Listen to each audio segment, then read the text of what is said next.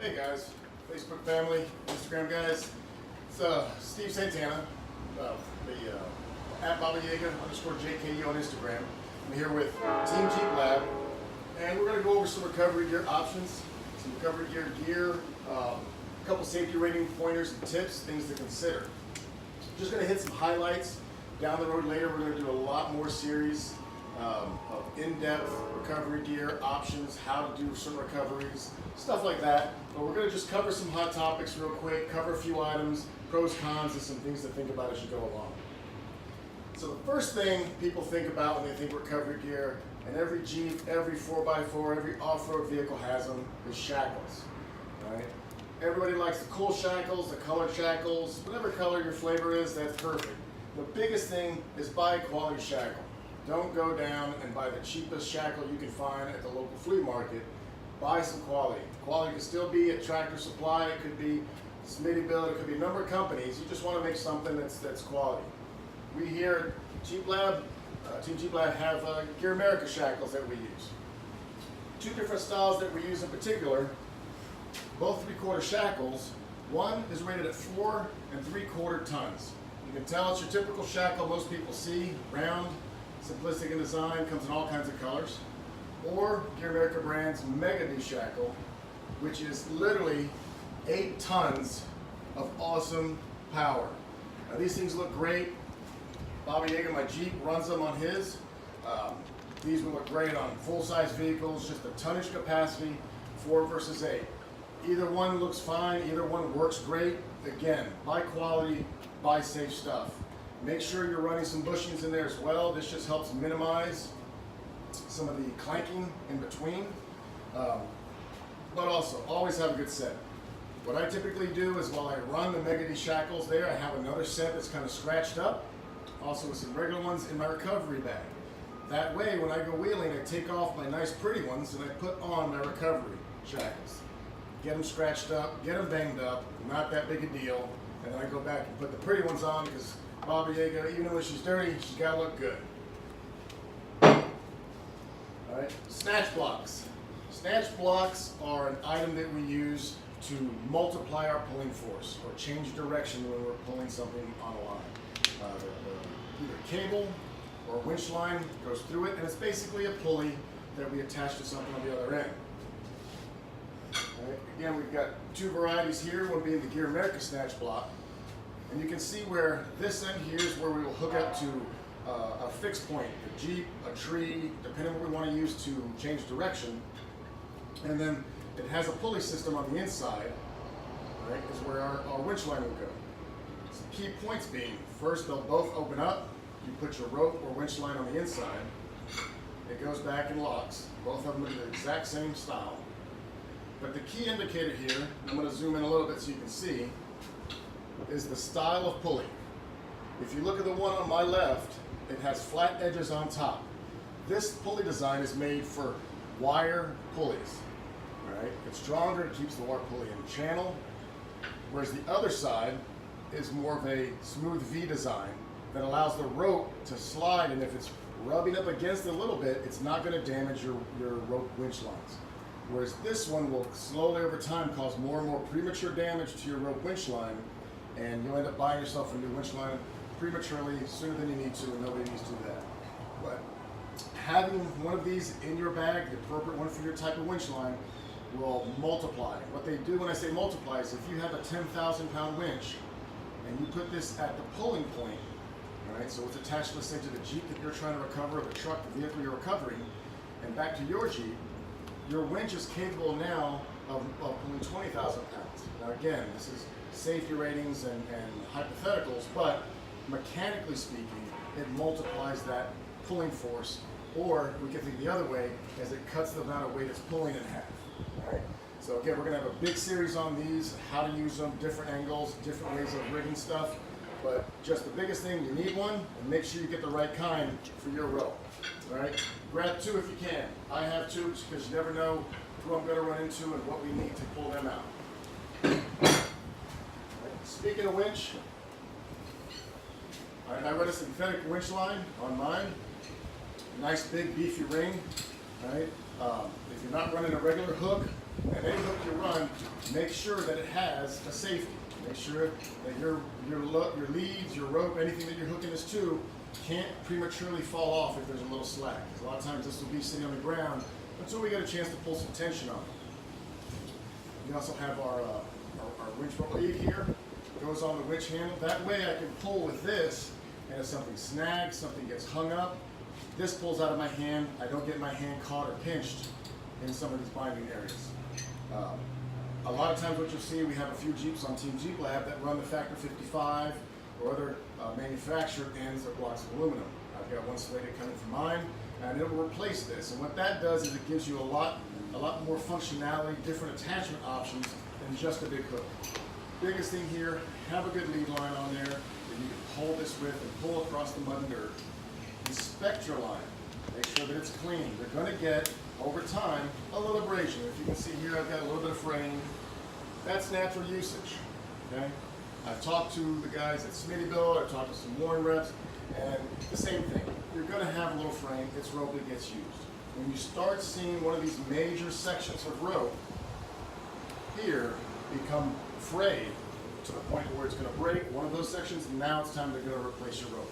But always check with the manufacturer of your rope, that vendor, and say, hey, what's acceptable to the amount of wear and tear on my winch line that I can use. Talking about winch line. So we're hooking up our winch line, we got our pulleys, our shackles. A lot of times we're using straps, some form of strap. For the pulleys and winch lines, what we see a lot of times is this. Your typical auto store, Walmart, I'm gonna go get a tow strap. I got a strap in the back of my truck. It's, as you can tell, it's thin, about 2.5 inch strap here, single ply webbing, thin design. Typically pick these up, probably 25 bucks, 30 bucks or so.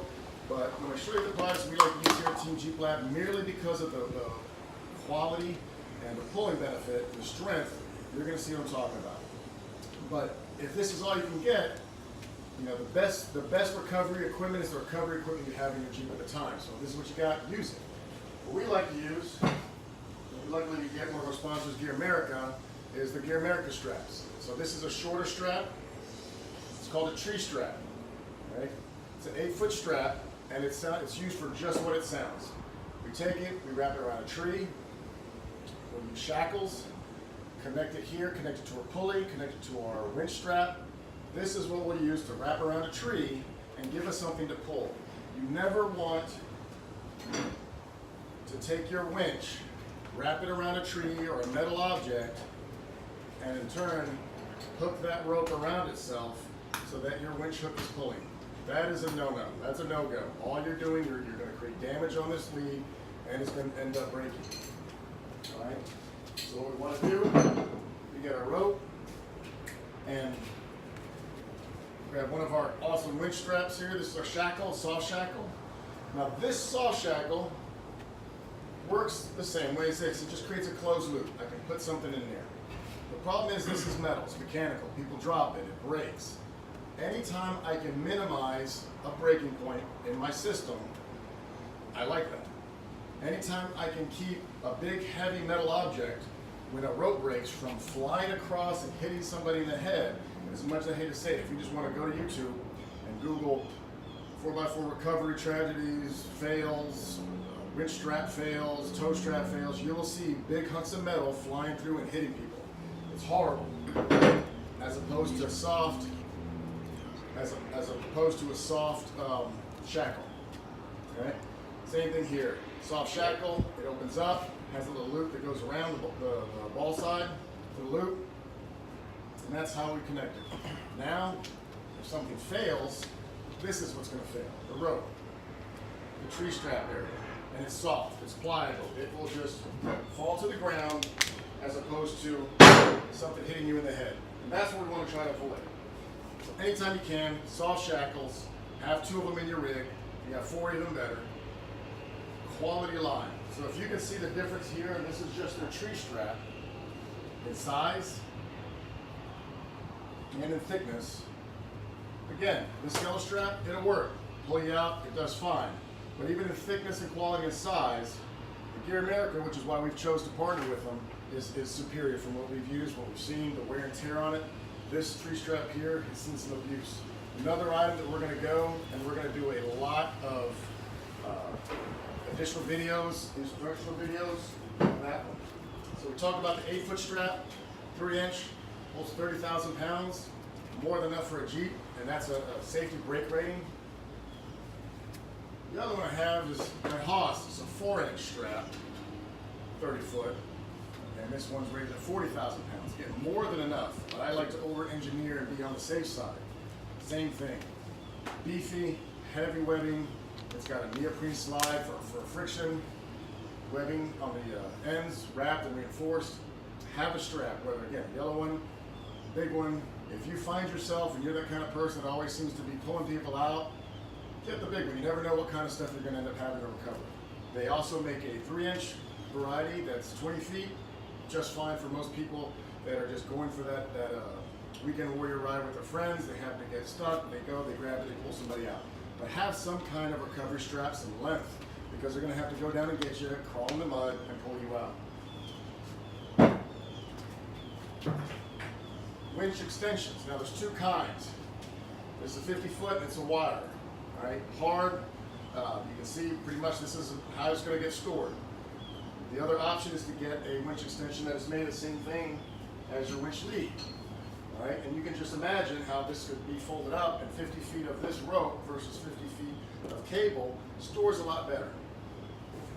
If you only have wire, that's fine. Use the wire. Safety says, let me use rope. Again, if this breaks, it's heavy. It's got a lot of kinetic energy built up. It's going to go in one direction, and when it hits somebody, it's not going to want to stop.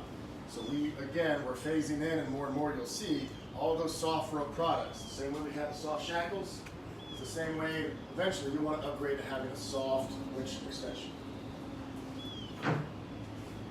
Finally, kinetic rope.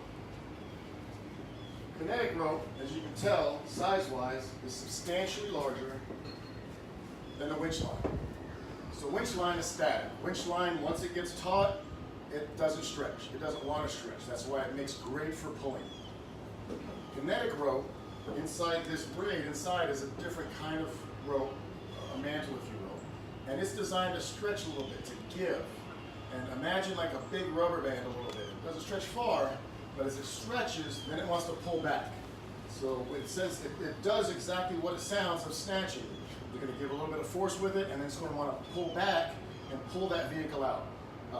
Another great product, but this starts to get into that advanced course. You really honestly, people get them, they put them on, and they want to rev their vehicle up and go real fast, and all you end up doing, you see the videos where they're ripping bumpers off and they're breaking stuff. It's an advanced appliance, but it's one to have. Once you get into wheeling, you really get to know how to use it. This is when you get to this level, and it has its place when other methods don't work. Finally, I want to cover two other items that I see a lot of times.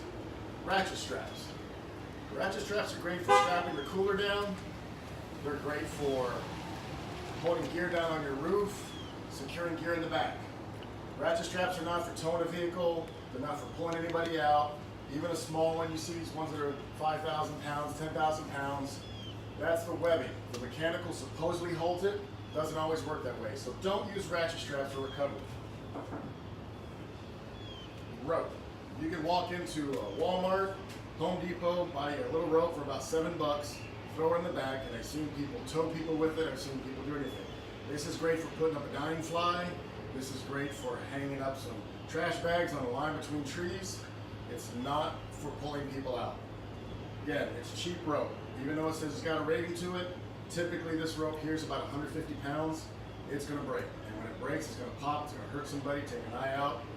You know, Christmas story, the whole nine. Really got to be safe. Don't use stuff that's not rated. If you don't have it, call somebody who has it. Have them come to you and use the proper equipment. So that kind of covers our first batch, first video here. Going over some basic stuff on the winch side, the tree straps, the tow straps, recovery gear that we have. We're going to definitely have a lot more video series coming up. We're going to do another one soon. It's going to go over lifting devices, winches, jacks, jacks and high lifts and stuff. But definitely check us out. We got the YouTube video, Team Jeep Lab.